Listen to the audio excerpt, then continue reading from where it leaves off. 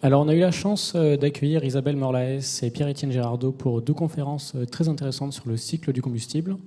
Maintenant, je vous propose de nous éloigner un petit peu du cycle du combustible pour se diriger vers le domaine de l'ingénierie, et plus particulièrement de l'ingénierie nucléaire, avec l'un des fleurons, Assystem, fleuron français de l'ingénierie nucléaire. Et on a la chance d'avoir aujourd'hui Thomas Branche, qui est le vice-président exécutif d'Assystem. Merci d'accueillir Thomas Branche.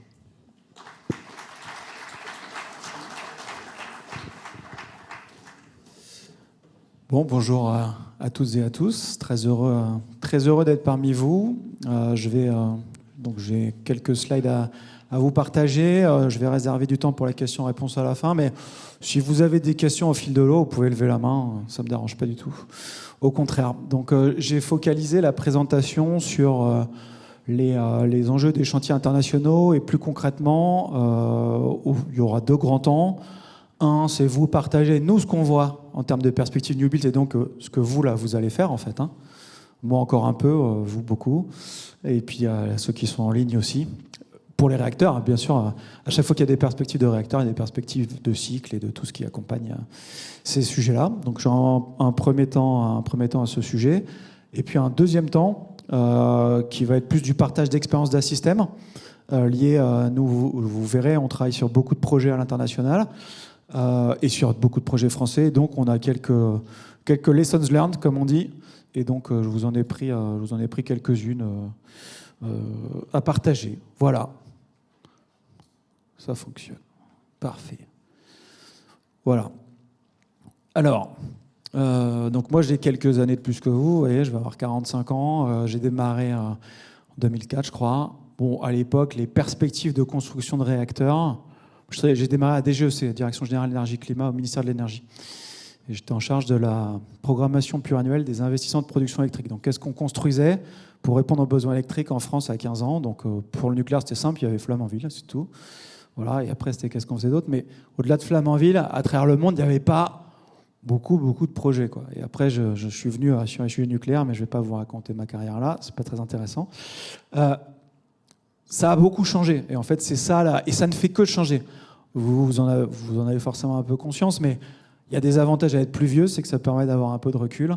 Et en fait, c'est incroyable ce qui se passe. Et moi, je suis convaincu que ce qui se passe là, c'est rien par rapport à dans 5 ans. Donc, bon, ces chiffres-là, vous les voyez, vous avez eu le temps de les lire quand je parlais. Mais en fait, ce qui est intéressant, c'est ça. C'est l'inversion de la courbe.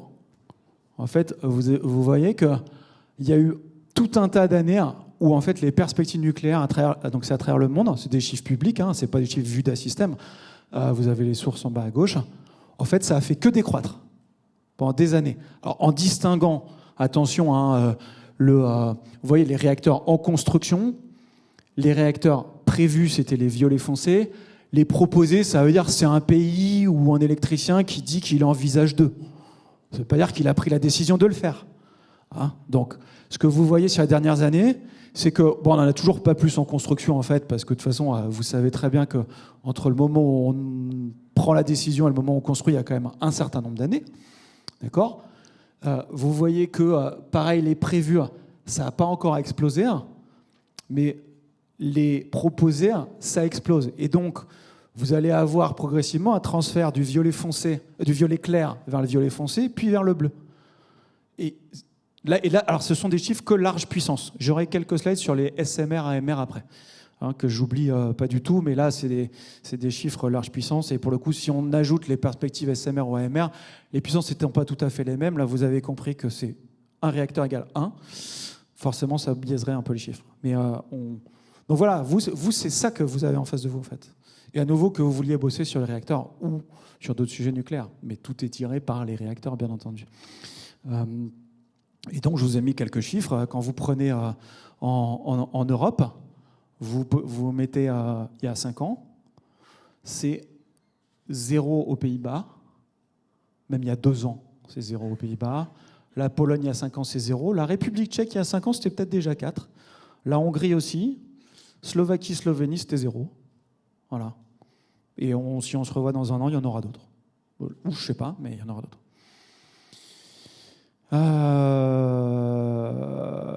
Bon, là, je vous ai parlé un peu d'Europe, mais même si les chiffres que je montrais, ils ils étaient potentiellement plus larges. Quand on regarde le reste du monde, bon, je parlais avec quelques-uns avant.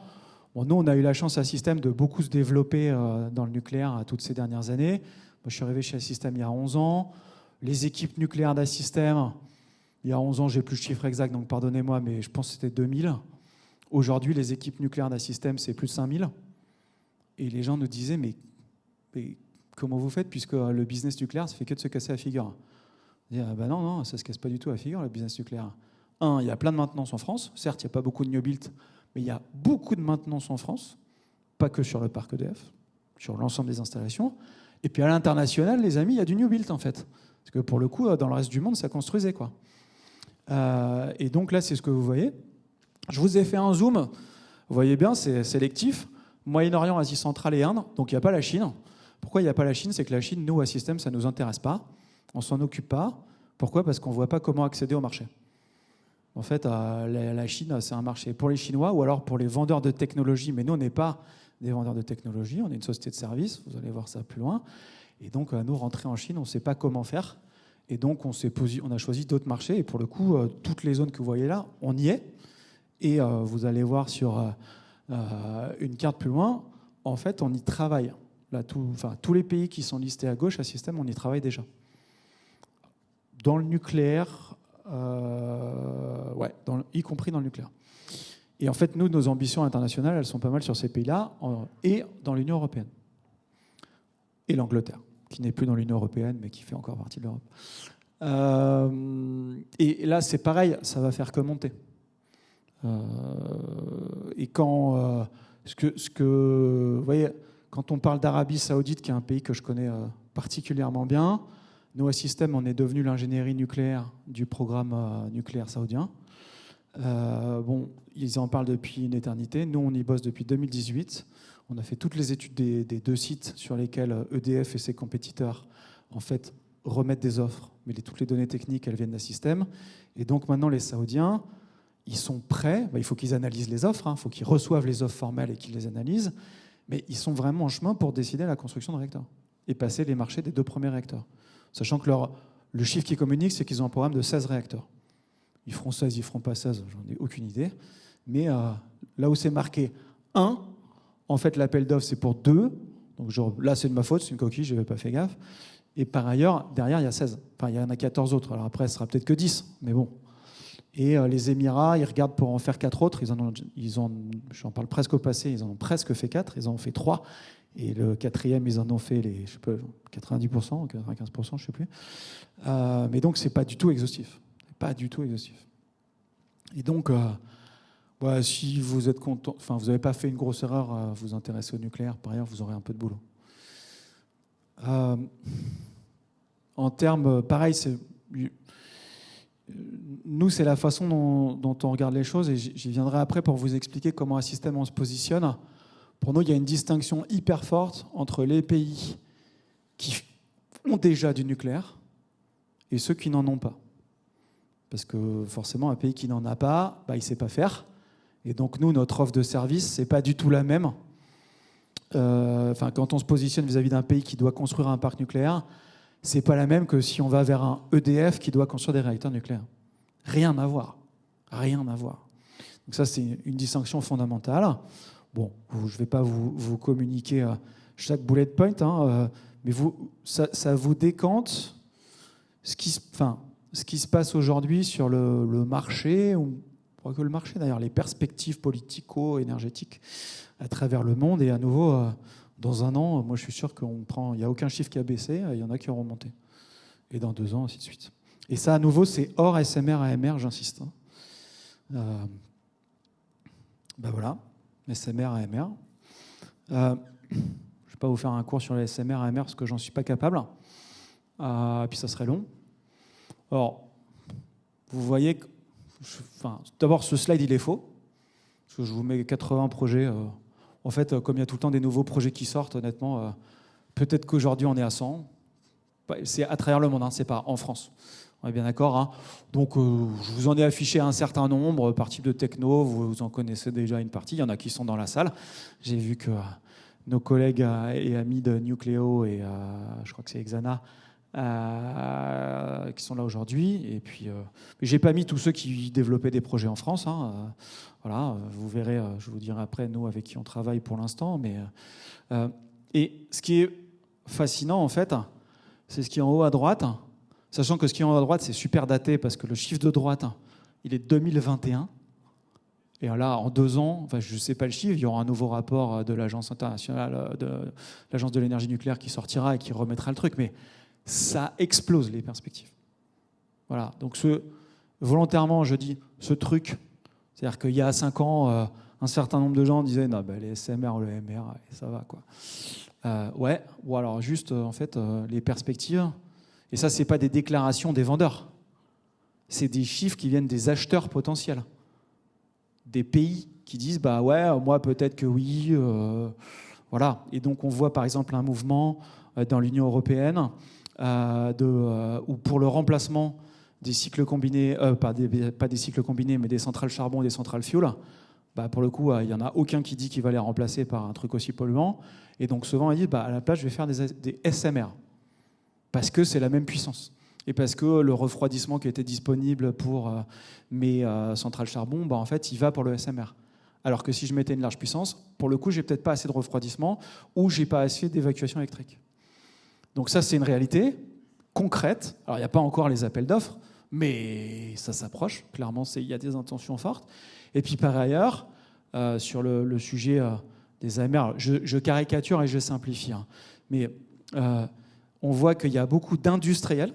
Et là, pour prendre des exemples concrets en France, les 30, 40, 50 industriels les plus pollueurs de France, qui ne sont pas des mauvais, c'est juste qu'ils ont des technologies historiques qui sont polluantes et donc qu'il va falloir remplacer, ben en fait, beaucoup d'entre eux étudient le fait de se doter d'hydrogène vert sur leur site pour remplacer tout un tas de choses, d'adapter leur process. Et donc, pour avoir de l'hydrogène vert, il faut l'électricité décarbonée. Ou alors, même s'ils n'ont pas besoin d'hydrogène vert, ils ont besoin d'électricité décarbonée. Et ils peuvent souhaiter avoir des moyens en propre, qui, dans ce cas-là, pourraient être des AMR, plutôt que de se connecter au réseau. Puis, ils ont des besoins de chaleur. Et pareil, les AMR, ça peut aider. Et c'est très variable. Mais il y a des discussions auxquelles nous, à Système, on ne participe pas, mais qui sont naissantes et qui sont sérieuses et intéressantes. Et il y a du rationnel. Ce que je veux dire par là, c'est que c'est pas politique, en fait. C'est quand là, on est dans une assemblée globalement d'ingénieurs, bah, en fait, c'est logique. C'est-à-dire que quelque part, c'est nécessaire. Et en général, quand c'est nécessaire, ça finit par arriver, quoi. Après quoi, comment. Donc là-dedans, si vous me demandez, à mon avis, sur qui va gagner là-dedans, je vous répondrai juste que j'en ai aucune idée. Et j'ai pas d'avis. Et c'est pas pour être poli, c'est que j'en sais rien. Voilà. Et c'est peut-être aucun de ceux-là qui va. Il y en a peut-être d'autres qui vont arriver plus tard et qui vont avoir des déploiements hallucinants. Voilà. Mais c'est en train de se passer. Et pour de vrai, y compris de la part des entreprises qui sont dans la salle. Voilà. Et ça, c'est pour pareil, je pense que vous l'aviez, mais pas forcément tous. Donc, comme on est en France et que vous êtes soit. Vous n'êtes pas tous français, mais une grande partie d'entre vous êtes français. Ceux qui ont, je crois, si je ne me trompe pas, déposé des dossiers au programme France 2030 et donc au financement public, c'est cela. Voilà. Nous aujourd'hui, pour être transparent, et c'est pour ça que je les ai mis comme ça, c'est nous, à Système, on travaille avec les 3 du haut. Voilà. Donc, moi, simple, je mets mes clients d'abord en avant, mais je fais pas de paris et on a la chance, et on pourrait revenir plus tard, nous, de travailler avec ces 3-là pour l'instant, mais on espère bien travailler avec toute une partie de ceux qui sont là, plus d'autres qui ne sont pas sur le slide, mais qui vont émerger aussi. Il y en a d'autres qui vont émerger. Bon, voilà. Donc ça, c'était mes partages sur les perspectives de marché. Donc si jamais vous aviez un doute sur le fait que vous aviez choisi quelque chose qui ferait que vous auriez de l'activité et qui pourrait concrètement contribuer à impacter la société, peut-être j'ai contribué à vous rassurer, mais je pense que vous étiez déjà rassuré. Maintenant, je vais vous parler un peu plus d'Assystem, un tout petit peu de ce qu'on fait, et puis, donc, comme j'ai dit, des lessons learned. Je ne vous fais pas une longue présentation sur Assystem. Le but, c'est pas de vous vendre Assystem, ça on pourra le faire après. Il y a un très bon stand Assystem sur lequel je vous invite à aller si vous n'y êtes pas allé, et on pourra en discuter après. Ça, c'est le sujet dont on parlait juste avant avec quelques-uns. C'est quoi les positionnements d'un système sur le new build? En fait, fondamentalement, vous vous souvenez de la dichotomie entre les pays qui ont déjà des technos et puis les pays nouveaux entrants. Bon, nous, on a deux positionnements. Le premier, c'est qu'on est une boîte française qui sert la filière française. Très clair. On est né en 1966. Pendant les 20 premières années, on a bossé avec personne d'autre que des Français, ou peut-être même un peu plus. Aujourd'hui, la filière nucléaire, EDF, c'est le premier client du groupe Assystem, c'est 40% de notre chiffre d'affaires.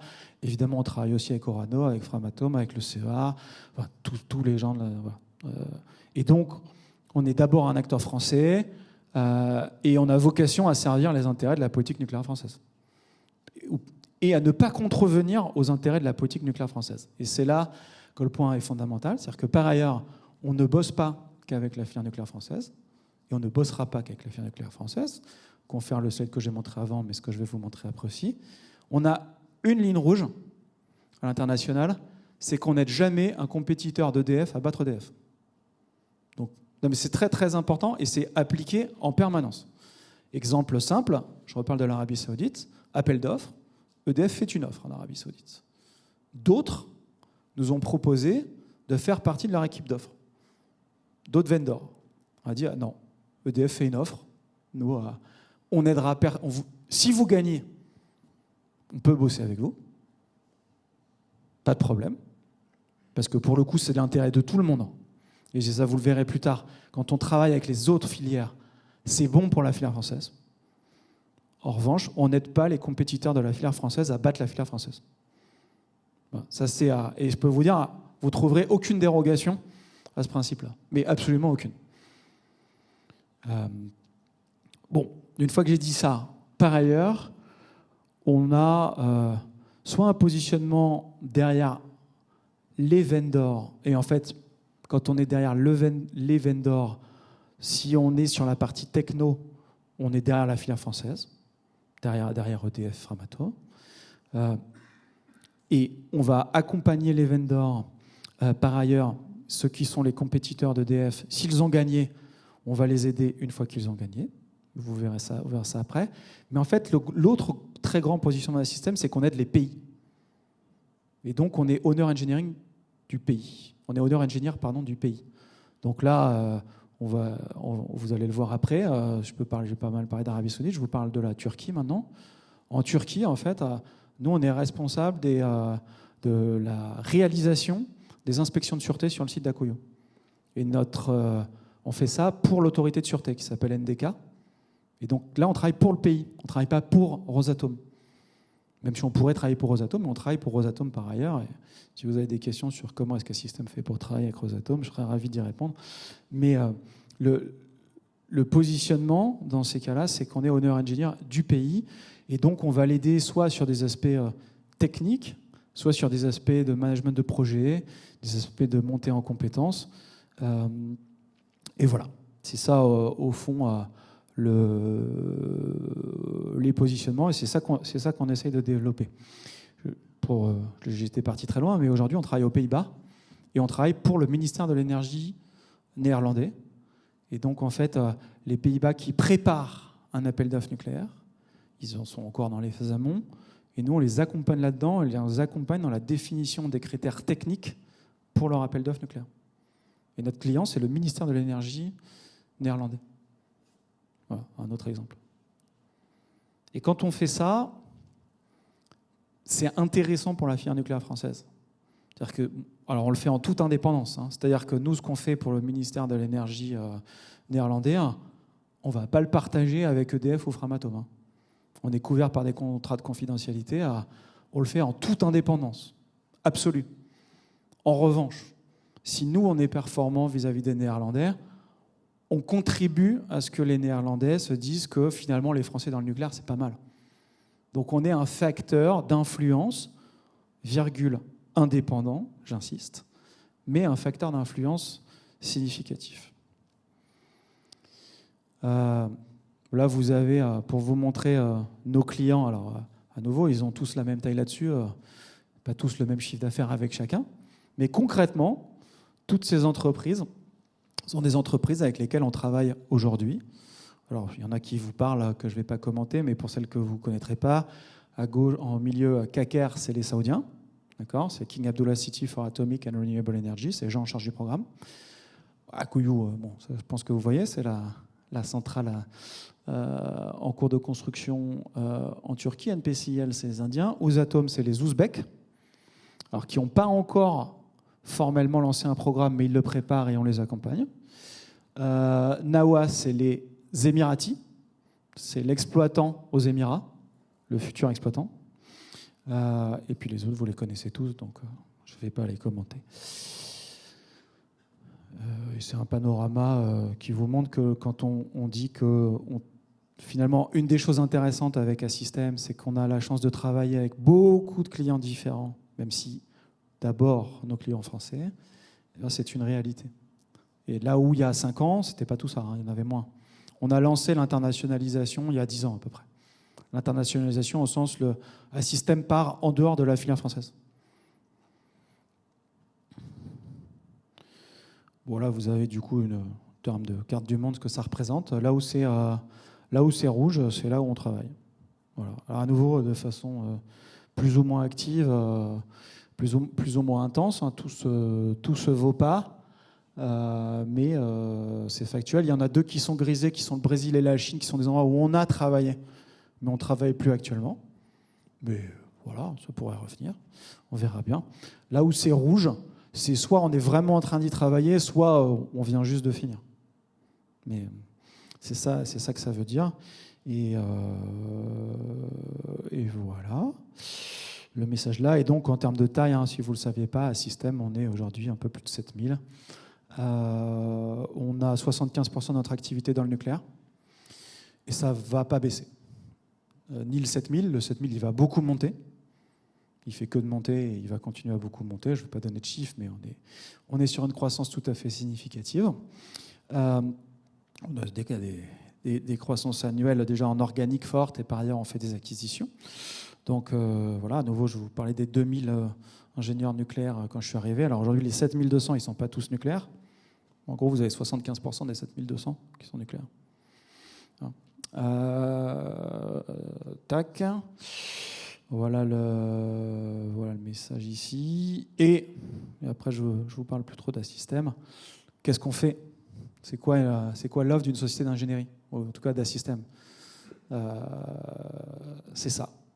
Finalement, trois grandes lignes de service, puisque nous, on n'est pas des vendeurs de technologie, d'accord ?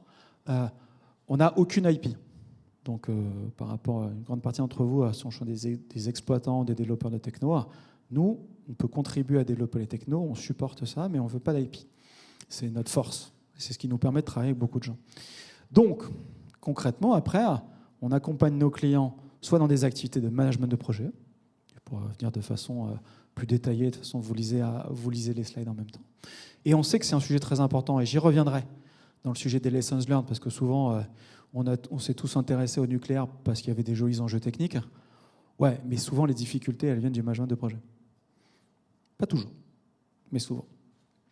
Par ailleurs, ingénierie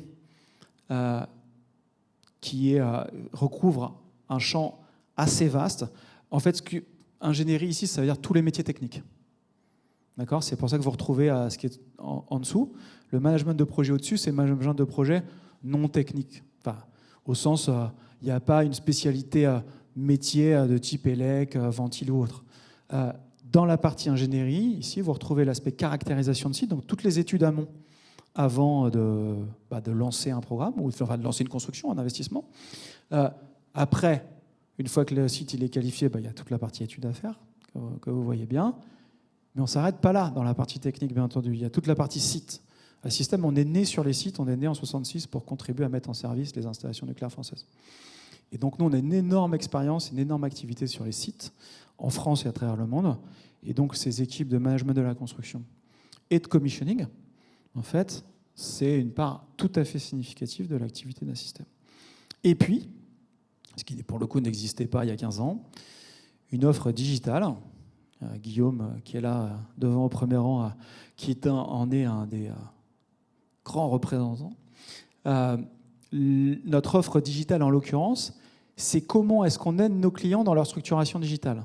C'est-à-dire, c'est pas le digital qu'Assystem embarque pour faire le management de projet ou l'ingénierie, parce que ça, on le fait, c'est notre problème, c'est notre boulot, on s'en occupe.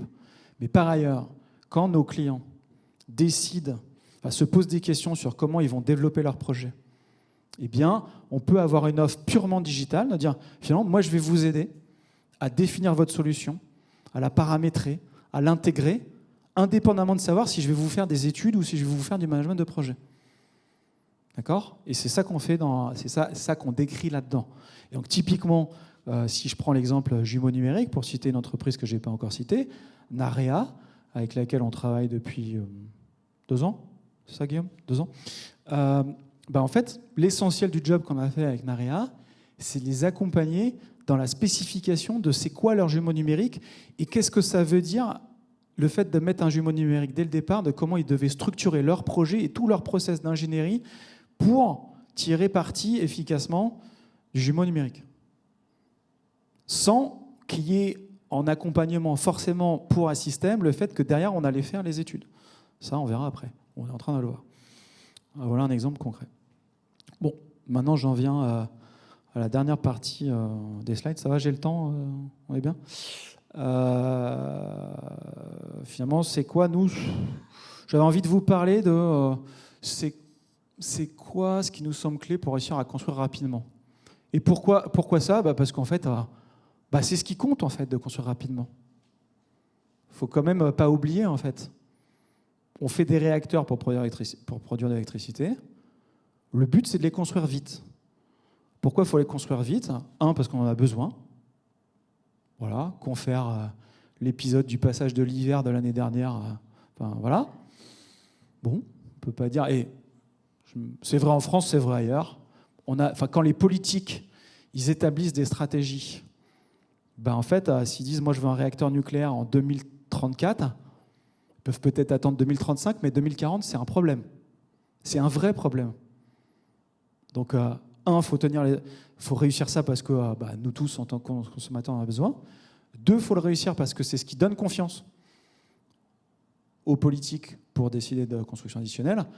3, il faut construire rapidement parce qu'en fait, c'est là que sont les enjeux économiques. Et quand même, c'est important. Parce qu'on fait du nucléaire, pas parce que le nucléaire, c'est bien. On fait du nucléaire pour un ensemble de raisons. OK, ça ne fait pas de CO2. Oui. OK, c'est de l'indépendance énergétique. Oui. 3, je rappelle que le critère de départ, c'était pas cher.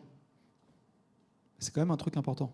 Je vous rappelle que les gilets jaunes, c'est une augmentation de quelques centimes d'une taxe sur l'essence, quoi. Et en fait, c'est super important, le prix de l'électricité à travers le monde. Donc en fait, c'est super important que ça reste compétitif. Et donc c'est pour ça que le sujet, en fait, c'est de réussir à construire rapidement. Parce que tout est là. Les autres, après, le facteur dimensionnant et de premier ordre, c'est vraiment important que vous l'ayez tous en tête, vous l'avez déjà entendu probablement, mais tous les autres facteurs sont de deuxième ordre dans le coût. La durée de la construction, c'est l'essentiel de la performance financière d'un projet. Dès que ça dérape, qu'est-ce qui se passe ? C'est que c'est plus long, donc il y a évidemment beaucoup plus de dépenses parce qu'il y a plus d'heures de management de projet. Voilà. Il y a aussi le fait que tout se désoptimise dans la construction. Et comme tout se désoptimise, en fait, c'est même pas des effets linéaires, c'est qu'après, ça part en cascade, tout est désoptimisé. Le troisième point, c'est qu'il y a plein de frais financiers. Et ça coûte super cher. Donc, quand vous allez, et pour certains, vous êtes déjà dessus, travailler sur les sujets de réacteurs nucléaires, en fait, ce qu'il faut, c'est réussir à les construire vite. Bon. Alors ça, vous le savez. Juste pour rappeler que le message là, c'est de dire en fait ce qui est compliqué dans construire un réacteur nucléaire, c'est le fait qu'il faut gérer tout ça. Voilà. Si on prend chaque sujet tout seul, c'est pas facile, il y a des choses dures, mais ce qui est compliqué, c'est de réussir à faire tout ça. Alors pas en parallèle, parce que tout n'est pas au même moment, ni en études, ni en construction, bien entendu. Enfin, il faut le séquencer, il faut l'organiser. Voilà. Il ne faut pas perdre cette vision d'ensemble. Je vais y venir après. D'accord ? Bon. Alors, maintenant, vous avez vu, il y a 6 sujets vus d'Assystem. J'attaque par le premier. Le plus important, c'est on essaye de jamais changer le design. On le change le moins possible. Il faut répliquer, répliquer, répliquer, répliquer, répliquer. Et donc, si on change le design, on sait pourquoi on le fait. Et on a bien pesé les risques. Alors ça vaut d'une tranche à une autre. C'est ce que font très bien les Coréens. Les Coréens, quand ils construisent Baraka, ils font une copie des réacteurs qui sont en Corée. Voilà, c'est les mêmes. Ils adaptent juste aux conditions locales, mais sinon, c'est les mêmes. Les Russes, c'est pareil. Sur Akuyu, c'est pareil. Et si l'autorité de sûreté turque, elle leur dit « faut changer un truc », ils disent « non ». Certes, ça dépend des contextes, mais c'est au-delà des jeux d'influence dans les pays, c'est une posture. C'est que la posture de base, c'est « je ne changerai pas mon design ». Ce qui ne veut pas dire qu'ils ne changent rien. Mais ils savent tellement que changer le design, c'est une mauvaise nouvelle. Ça génère tellement de redémonstrations, tellement de risques, qu'il faut l'éviter le plus possible. À la fois sur la partie études, mais derrière sur la partie construction, parce que c'est pareil. Il y a les effets de série, les effets d'apprentissage de fabrication, et ainsi de suite. Et dès qu'on change, on repart à zéro sur une partie. Et donc, voilà, on désoptimise le machin. Donc, le premier sujet, c'est celui-là. Et après, c'est vrai aussi, quand on a lancé même si on a adapté le design pour un réacteur, vous savez qu'après, il y a des années entre le lancement du projet et le début de la construction, on essaye de ne pas trop changer la configuration d'une année sur l'autre, quoi. Si on l'a lancé, on essaye de tenir la configuration le plus possible. L'axiome de base devant être « je refuserai les modifications ». Après, on discute. Et c'est important. Et ça, c'est ce qu'on voit à travers le monde, et on voit bien des différences. Je n'irai peut-être pas aussi longtemps sur chaque sujet, mais j'insiste sur celui-là, parce que vu de nous, c'est le plus important. C'est vraiment le plus important. Le deuxième sujet, qui sont les méthodes de construction et la modularité. Finalement, si le design est stable, après le sujet, c'est d'optimiser la construction. D'accord ? Même si quand on pense le design, on doit justement penser construction. Les sujets ne sont pas indépendants, hein. Je rappelle que le but, ce n'est pas les études, hein. Le but, c'est la construction. Et ce n'est même pas la construction, le but, c'est l'exploitant. Il ne faut pas perdre de vue ça, quoi. Faire des études, c'est sympa, c'est intéressant. Mais ce n'est pas le but. Le but, c'est de construire vite, le moins cher possible, et que ça marche. Et donc, il faut avoir ça présent à l'esprit dès le début. Et que finalement, quand je vous parle de stabilité du design, ça ne veut pas dire pas de retour d'expérience. C'est que le retour d'expérience, il doit être là-dessus, d'une tranche à l'autre. Le retour d'expérience, c'est comment je construis mieux la même chose. Pas comment je construis mieux un truc différent. Le but, c'est à nouveau, et c'est pas parce qu'on veut faire des choses pas intéressantes. Je peux vous dire que déjà, rien que là-dessus, il y a un travail colossal, et à travers le monde. Hein. Mon propos, il n'est pas ciblé sur la filière française. Il s'applique aussi à la filière française, mais il n'est pas ciblé sur la filière française. En fait, ça, c'est un champ d'ingénieur incroyable. Mais le but, à nouveau, c'est pas de faire des études, c'est de construire et d'exploiter. Sujet suivant, pareil, hein, qui va être lié. Du coup, c'est la gouvernance et le management de projet. Et donc, comment est-ce que c'est organisé, cette affaire-là ? Comment sont organisées les prises de décision ? Qui a autorité ? Parce qu'il y a des organigrammes projets, d'accord ? Quels sont les pouvoirs de chacun et est-ce qu'ils sont vraiment appliqués ? Qu'est-ce qui est remonté à quel niveau ? Qu'est-ce qui est décidé à quel niveau ? Ça, c'est sur le maître d'ouvrage ou le maître d'œuvre. Mais pareil, il y a l'organisation avec la supply chain. Et après, j'y reviendrai. Mais en fait, c'est archi fondamental. Et là, pour le coup, je peux vous dire que ce qui est indéniable, c'est que la filière française a pris le taureau par les cornes, forte de l'expérience de Flamanville, dans lequel ce sujet-là avait été laissé de côté par rapport au sujet précédent. Et donc, il y a un vrai retour d'expérience, pour le coup, qui est tiré. Et il y a beaucoup de temps passé par la filière française pour s'améliorer sur ce sujet-là. Mais à nouveau, ça ne s'applique pas qu'à la filière française. Bon, pareil, il n'y a personne dans le monde qui est capable de construire un réacteur nucléaire tout seul. Personne. Ça s'applique aux Français, ça s'applique aux Russes, aux Coréens, aux Américains. Alors les Chinois, mais même les Chinois, c'est pas une boîte toute seule. Le message, c'est pas. Et il y a des pays qui sont capables de faire l'essentiel tout seul. Mais il n'y a pas une entreprise qui est capable de le faire toute seule.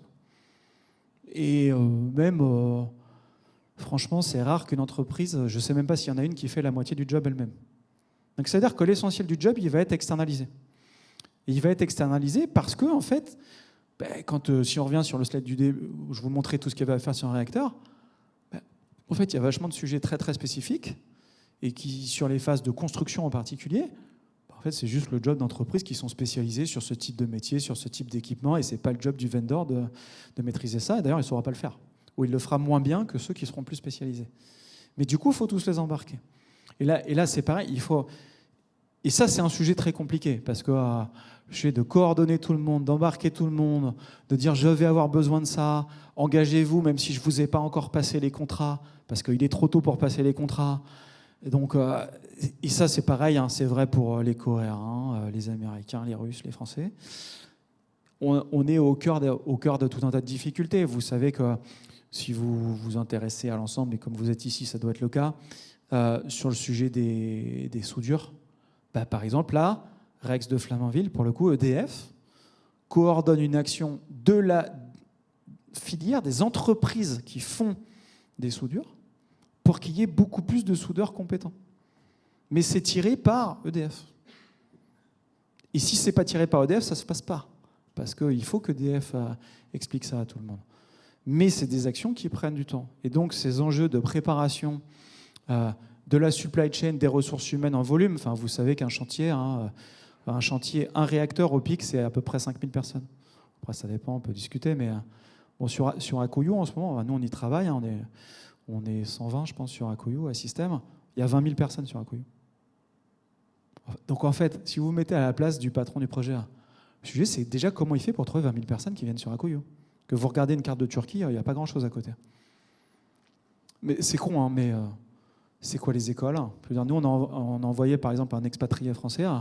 En fait, il habite à 2 heures d'Akuyu parce que sinon, il n'a pas une école décente dans laquelle il peut mettre ses enfants. Il habite à 2 heures d'Akuyu. C'est un gros problème. Et en fait, ça a l'air... J'insiste sur des trucs aussi bêtes parce qu'en fait, c'est ça la vraie vie.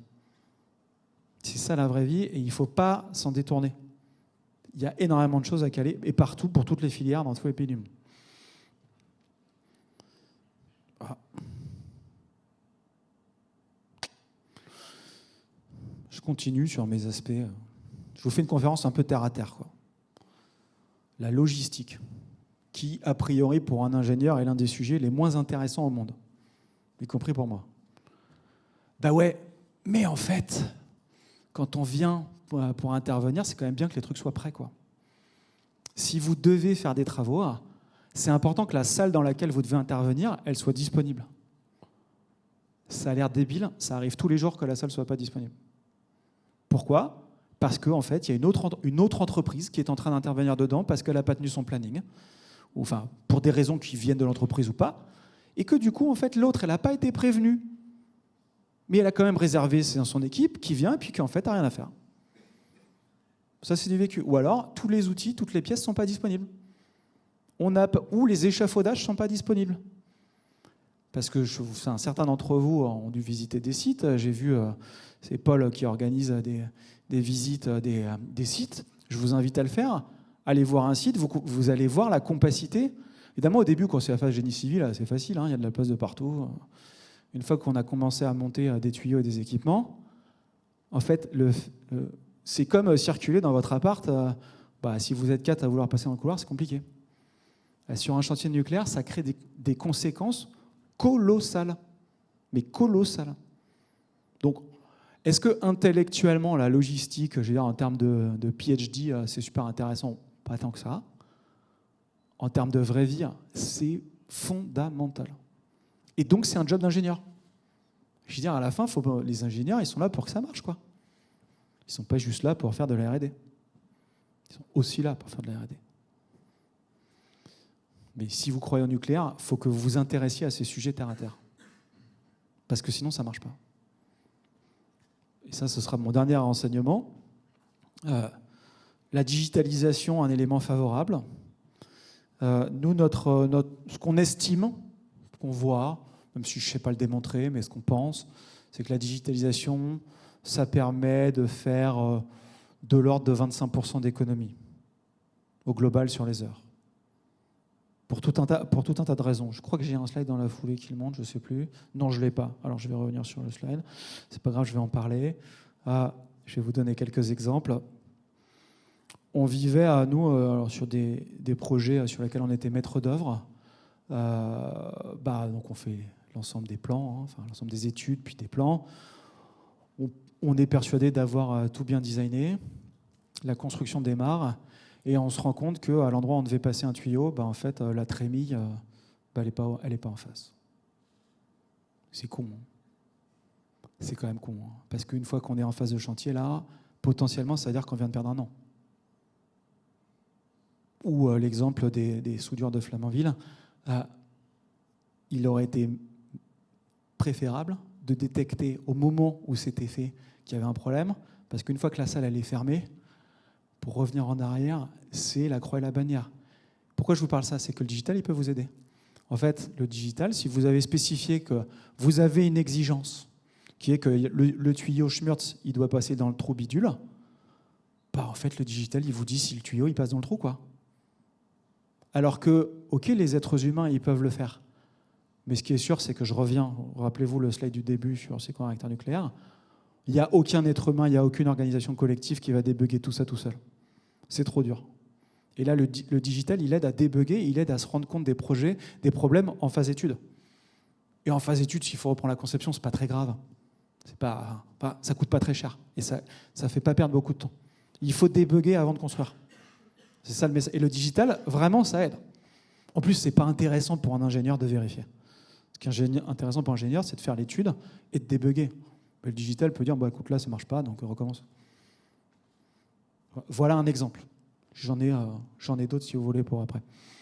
Et puis je crois que c'est mon dernier slide. Ça, c'est des enseignements. Alors là, c'est plus une partie un peu business, d'accord ? C'est une ouverture. C'est pas que un truc d'ingénieur et pas. C'est plus.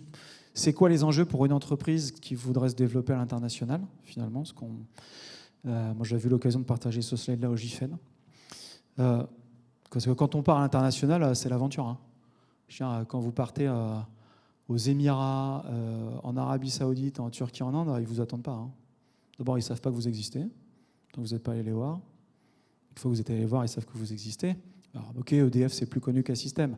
Mais même, en fait, même si, bien sûr, c'est beaucoup plus dur pour un système. Et donc, en fait, il y a un certain nombre de points clairs pour avoir du succès international. Il faut investir. Il faut être prêt à passer du temps. Et quand je parle d'investissement, ce n'est pas claquer de l'argent bêtement. C'est juste, on alloue des gens forts. C'est-à-dire, on prend des gens qui sont parmi les meilleurs de l'entreprise et on les dédie au sujet. Et pas pour 2 mois, pour des années. Et ils sont là-bas. Ils n'habitent pas à Paris. Ils partent. Et on peut faire M&A, donc des acquisitions, parce que ça, c'est le lien avec le point suivant, c'est qu'il faut être local. Le grand truc de « je vais vous faire plein d'exports », dans ce que nous, on fait l'ingénierie, il faut être local. Mais même quand vous êtes un vendeur de réacteurs, vous n'allez pas dire à un pays « vous savez quoi, je vous fais une super offre à 15 milliards et c'est que de l'export, et il y a 0 retombée économique pour votre pays. » Vous referez parce que vous aurez l'électricité pas chère. Voilà, ça ne marche pas. Et donc, c'est un sujet absolument fondamental et c'est une condition de réussite. Et devenir local, ce n'est pas envoyer des étrangers. Hein. C'est avoir des nationaux du pays. Je vous rappelle que le nucléaire, c'est un sujet de pays, d'indépendance, et ça s'applique à nos clients. Et donc, nous, quand on est en Ouzbékistan, vous savez qu'on est en Ouzbékistan, il y a 3 ou 4 ans, on était 0. Aujourd'hui, on est un peu plus d'une centaine. On a 80% des gens, c'est des Ouzbeks. Voilà. Et il faut le faire partout. Et ça s'applique à tout le monde, et qu'on soit une boîte d'ingénierie ou pas une boîte d'ingénierie. Il faut des partenaires, le cas échéant. Il ne faut pas hésiter. J'en ai parlé en intro, mais j'y reviens. L'importance du positionnement, c'est-à-dire qu'il faut être clair sur la promesse. Il faut être clair sur ce qu'on apporte et ce qu'on n'apportera pas, ce qu'on ne veut pas apporter. Voilà, c'est important.